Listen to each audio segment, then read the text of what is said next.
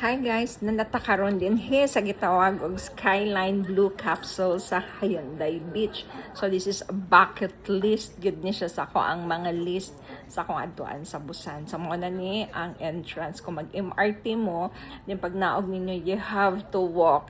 Taas pud ni siya about 1 kilometer. Mo ni siya ang pasulod. And look at the surroundings, it's packed with lots of people. So, mo ni ang entrance guys, so kani siya the Sky Capsule. So, dinhi mo magsakay na jud sa mini train car. Okay, now we're here, we're riding. So, the ride will takes you for about 30 minutes. Dili ka pwedeng mag-solo ani guys. A minimum of 2 passenger and maximum of 4. So, nakikauban, she's a very nice lady from New Delhi, India. Her name is Priya. So, nag-talk lang mi along the way. So, siya ra po isa, parehami solo. So, look mo ni siya guys, so, mga sky capsules. Nice kaayo, grabe ka-amazing akong experience di anhi. Kung mo anhi mo Busan, it should be the top priority of your list. Higit kabayran, wow, solid. Ikapuy ko kay ngano layo gid siya, a lot of walking.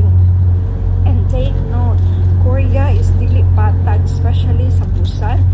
Grabe cute ang imong mga laktunon nga habog, mga kagahils per gasigi kagtungas per maminti. So, have a good walking shoes, cute. But look at the surroundings. This is the Hyundai Beach. Nice kaayo gyud, sus windy kay sa nga tanan guys, oh, and look at the sea. Oh, nice kaayo.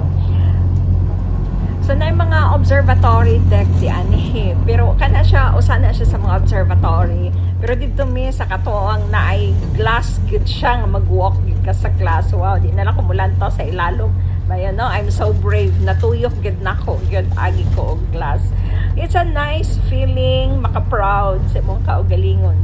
Guys, sanawa ang view ninyo in both sides. Nindot kaayo, kanindot gid kaayo no kung imong place dagan kaayo og nature. Okay, we're about to end our ride na guys. Wow, nakulangan pa ko, but thanks God na naka-experience ko ani.